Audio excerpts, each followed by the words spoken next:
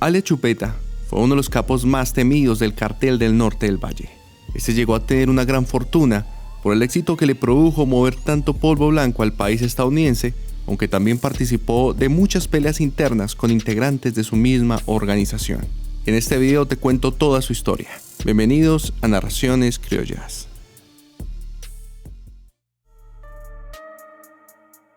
Juan Carlos Ramírez Abadía nació en Palmira, Valle del Cauca, el 19 de febrero de 1963. Este era el hijo de menor de 5 hermanos de una familia pudiente de aquel municipio bayuno. Este se graduó como economista de una prestigiosa universidad bogotana, dejando sus estudios a los 20 años cuando se encontraba haciendo un posgrado. Juan era conocido por sus amigos como alguien muy ambicioso, tanto que llegó a decir que antes de los 30 años tenía que ser multimillonario sin importar qué camino tendría que tomar, decidiéndose por la ruta de la delincuencia. Se fue de Palmira a la ciudad de Cali, la capital del departamento del Valle, empezando a trabajar bajo el ala de los hermanos Rodríguez Orejuela, en los laboratorios de Orlando Henao, el que posteriormente sería la cabeza del cartel del Norte del Valle. Allí escaló posiciones, siendo reconocido por su inteligencia y pericia para trazar nuevas rutas que le fueron dando renombre como un capo poderoso. Chupeta tenía un pensamiento muy frío y calculador. Se asoció con un amigo que tenía desde la infancia, que también llegaría a tener una posición importante en la organización, Juan Carlos Ortiz alias Cuchilla. Después de que Escobar murió en el 93 y que el cartel de Cali cayera en picada en el 95, Ramírez junto a sus amigos se convirtieron en grandes distribuidores del polvo blanco, además de trazar rutas para el transporte de la heroína. Cuando comenzó a tener grandes ingresos de dinero, sus compañeros empezaron a sentir gran envidia hacia él, no solo por su ascenso, sino porque era un gatillo fácil. Primero disparaba y luego preguntaba. En la organización se le acusó de liquidar a varios de sus compañeros y competidores traficantes. Él utilizaba los puertos del Pacífico para mover la droga en grandes contenedores, pero también transportaba la mercancía por vía aérea con grandes aviones que ingresaban a Estados Unidos, inundando el mercado de la ciudad de Los Ángeles. La DEA le llegó a clasificar erróneamente como el jefe del cartel y lo colocó en la lista de los 11 narcotraficantes más buscados, ofreciendo por él una recompensa de $5 millones. Juan Carlos tenía el apodo de Chupeta porque, según algunos, cuando era niño tenía una apariencia dulce. Otra versión afirma que le decían así porque le gustaban mucho los dulces del mismo nombre. Pero sea como sea, este poderoso capo llegó a amasar una fortuna de $1.800 millones, aunque calcular esta cifra es bastante difícil y no se puede dar un dato exacto. Chupeta también sostuvo un vínculo muy estrecho con grandes capos de México como los Beltrán Leiva, Carrillo Fuentes, pero principalmente con el cartel de Sinaloa, donde sostuvo una gran alianza con Juan José Esparragosa Moreno, alias El Azul, y con Joaquín El Chapo Guzmán, el cual apodó El Rápido por su velocidad y astucia para transportar su mercancía a Estados Unidos.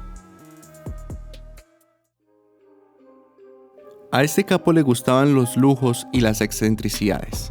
Siempre era visto con joyas costosas y con ropa de marca.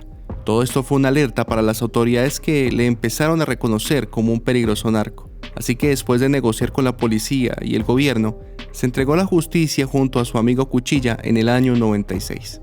Estos aceptaron cargos por narcotráfico y enriquecimiento ilícito, y por ello recibieron una condena de 24 años, pero este cumplió solo 4 por rebaja de pena. Estos años los cumplió en 3 cárceles diferentes, la de máxima de seguridad de Palmira, Villahermosa y Bogotá. Como todos los capos que pagaron cárcel, mantuvo a flote su organización manejándola desde adentro, hasta que quedó en libertad en el año 2000. Cuando quedó libre, estuvo unos meses tranquilo, pero la justicia americana, que le tenía un ojo encima, emitió una orden de captura en su contra, haciendo que éste volviera a la clandestinidad. Chupeta era socio de otro capo poderoso del cartel del Norte del Valle, que tomó gran autoridad cuando murió Orlando Henao, y este era Wilber Varela, alias Jabón. Este último tomó la decisión de matar a Cuchilla, porque él tenía socia con el clan Herrera, la familia de Elmer Pacho Herrera, férreo enemigo de Varela, que en una ocasión le hizo un atentado para acabar con su vida. Aunque Juan Carlos no estaba tan de acuerdo, accedió y liquidó a su amigo y compañero de la infancia. Ramírez, como lo dije anteriormente, era un hombre extremadamente violento. La DEA le acusó de unos 15 asesinatos cometidos en suelo estadounidense, pero la verdad, él ordenó aproximadamente la muerte de unas 300 personas. Entre estas, uno de los casos más renombrados, que fue el exterminio de 35 familiares de otro miembro del cartel, Víctor Patiño Fomeque, alias La Fiera o El Químico. La Fiera fue capturado en Colombia pagando una condena de 6 años y luego fue extraditado en el 2002, en donde aceptó diferentes tratos para colaborar con la DEA. En esa información que le dio, contó detalles de los negocios y la vida de los narcos con los que había trabajado. Contó sobre sobornos a policías y políticos, laboratorios de procesamiento y muchas rutas de tráfico. Chupeta se vería muy afectado por esto, decidiendo acabar con la vida de los familiares de Patiño, ya que con él no se podía acabar directamente porque era un reo en Norteamérica. Con el primero que acabó fue con Luis Ocampo Fomeque, alias Tocayo, medio hermano y socio de La Fiera en el cartel, aunque cuando cometió el crimen, Chupeta llamó a la mamá de Patiño y le dijo que no buscara más al hijo, que este había muerto por ser un sapo y le mandó irse del país, si no ella correría con su misma suerte. Unos días después se volvió a comunicar con la señora y esta vez le dijo que antes de irse le entregara todo lo que tenía Víctor, como una especie de botín de guerra, propiedades, dinero, ganado, fincas, etc. Pero la venganza de Ramírez no paró ahí, sino en que empezó a liquidar uno por uno a los familiares y amigos de Fomeque, sobrinos, amigos y sus esposas, escoltas, trabajadores de la finca y muchos más. El delatar a todos sus amigos ante las autoridades estadounidenses le salió muchísimo más caro de lo que pensaba a alias El Químico. A raíz de la muerte de Cuchilla, gran amigo de Chupeta, y la muerte de Tocayo, amigo de Varela, se generó una guerra entre estos dos hombres, dando por victorioso a Jabón, que para ese entonces era un hombre más poderoso y peligroso que Chupeta, haciendo que este último saliera del país con rumbo a Brasil.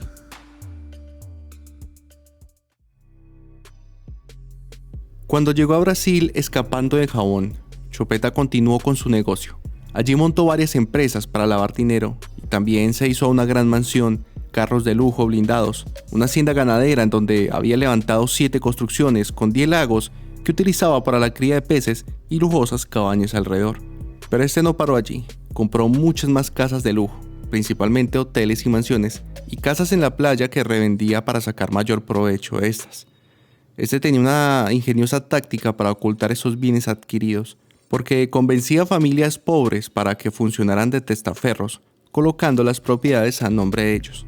Pero esto hizo que las autoridades empezaran a dudar de dónde estaban saliendo tantos nuevos ricos, y luego investigando, llegando a descubrir que era una red que estaba al servicio de un hombre que fungía ser un vendedor de automóviles. Esta persecución de las autoridades brasileñas y también de las colombianas que le empezaron a seguir la pista hizo que él tomara una decisión radical: operarse el rostro. Chupeta fue sometido a unas 10 cirugías estéticas, operándose la nariz, se ensanchó la quijada, se partió el mentón, transformó el contorno de sus ojos, pronunció sus pómulos y se estiró la frente. Todo esto le hizo quedar irreconocible, pero con una cara aterradora, viéndose tan desfigurado que parecía tener una máscara por encima de su rostro. Ramírez fue capturado el 2 de noviembre del año 2007 en medio de una operación que buscaba derrumbar una red internacional de lavadores de dinero, seguidos por agentes gubernamentales de Estados Unidos, México, Argentina y España. Lo que no sabían estos agentes es que el hombre que le veían salir de su lujosa mansión y que consideraban la cabeza de esa red era Chupeta. Cuando se generó el operativo y le capturaron, le preguntaron: ¿quién es usted? Este contestó: yo soy Chupeta, viéndose acorralado develó su verdadera identidad y como tenía tantas cirugías encima, solo logró ser reconocido por su identificación de la voz y huellas dactilares. Cuando las autoridades empezaron a recorrer la mansión donde vivía y que estaba valuada en $2 millones, encontraron $554,000, 250,000 euros y 55,000 reales, además de 160 celulares que usaba para evitar ser rastreado telefónicamente y una colección de relojes suizos y varios pasaportes falsos. Estando en Brasil, Chupeta se identificaba como Marcelo Javier Unzué, un médico argentino de 44 años que supuestamente vivía en La Plata y que trabajaba como hemoterapista en una clínica, pero su rostro operado y falsos documentos no le sirvieron porque al final le delató su actuar financiero por la adquisición de 28 viviendas de lujo en diferentes partes del país. También se dice que en el allanamiento se encontraron 200 imágenes de la marca infantil Hello Kitty en computadoras personales de él, y estas imágenes eran usadas para enviar correos electrónicos con mensajes de texto o de voz ocultos donde dictaminaba órdenes para mover la droga o para ejecutar personas en Colombia desde Brasil. Cuando fue trasladado a la cárcel de máxima seguridad de Campo Alegre, periodistas contaron que este hombre se sentía desesperado y visiblemente nervioso, con signos de depresión. Cuando le entrevistaron y le mostraron la contabilidad de su enorme fortuna, se limitó a negar todo diciendo que era un hombre pobre. No disimuló su soberbia y renegó todo el tiempo las acusaciones en su contra, aunque en ese entonces se negó a delatar a miembros de la policía, jueces, funcionarios del IMPEC que había sobornado anteriormente, temiendo que su familia pagara las consecuencias en Colombia. Después de vivir en grandes mansiones, pasó a vivir en una celda de 6 metros cuadrados soportando una temperatura de 37 grados centígrados y disfrutando 5 minutos de agua al día, sin derecho a llamadas telefónicas, recibiendo solo visitas una vez a la semana. A principios de ese año, en enero, a Chupeta le habían encontrado muchas caletas con dinero en efectivo en Colombia. Estas tenían bolsas de plástico que eran selladas al vacío para evitar el deterioro por humedad, aunque se cree que perdió unos $2 millones que fueron comidos por los gorgojos. Estos dineros eran usados para pagar mercancías, servicios y sobornos. Algunas caletas encontradas tenían $21 millones, otra con 68 millones, y también en una casa se encontraron 309 lingotes de oro, evaluados en $6.3 millones. Cuando fue detenido en noviembre, en Cali se formó una fiebre de las caletas, donde muchos se aventuraron a encontrar dicho dinero enterrado por el capo. El gobierno colombiano se comprometió a usar este dinero encontrado para construir viviendas en Cali y en Buenaventura para la gente desfavorecida, pero como es típico en este país, al fin de cuentas eso no pasó, sino que muchos políticos corruptos se robaron ese dinero y nadie respondió por eso. Después salió a la luz que uno de los que dio información para encontrar esas caletas fue un oficial retirado de la Armada Nacional con grado de teniente de corbeta, que terminó pagando cárcel con Chupeta por un caso de corrupción. Con el tiempo ese militar tuvo una relación sentimental con el capo, ganándose su confianza y convirtiéndose en una especie de contador que conocía el lugar de las caletas. Durante muchos años fue su novio, pero Chupeta le traicionó y le dejó, y en venganza, queriéndolo ver arruinado, delató todo lo que sabía ante las autoridades, haciéndole perder $millones. Chupeta fue extraditado hacia los Estados Unidos en agosto del 2008, luego de estar recluido en Brasil varios meses. Este hombre fue trasladado a dicho país en un operativo secreto por asuntos de seguridad. Allí en Norteamérica él tenía que responder a la justicia por al menos 15 asesinatos y tráfico de estupefacientes. Por dichos crímenes le querían condenar a muerte. Sin embargo, la extradición que fue aprobada en Brasil tenía por condición no pagar más de 30 años y quedar exento de la pena mortal. Cuando se encontraba aún recluido en dicho país, algunas fuentes de inteligencia dijeron que él llegó a tener planes de fuga con varios cómplices fuera de la cárcel, entre los que se encontraban su exmujer y un abogado que posteriormente fueron detenidos. Antes de que se los llevaran, sus 7 hijos y 4 esposas le fueron a despedir para tal vez nunca volverle a ver. Cuando llegó a Norteamérica, y como se tenía estipulado, él se esperaba una sentencia de 25 a 30 años, pero esperó una rebaja a la sentencia, decidiéndose a colaborar con la fiscalía.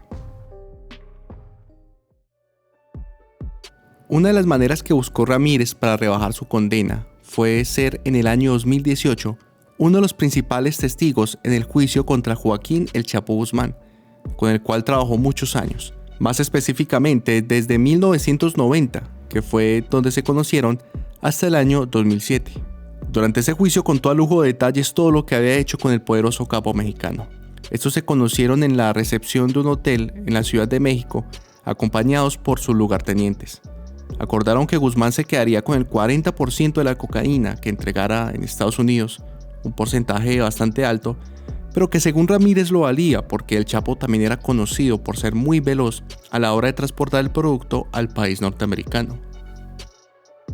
La droga era puesta en Los Ángeles en menos de una semana, ya que el Chapo tenía rutas muy seguras porque tenía comprado a muchos funcionarios mexicanos.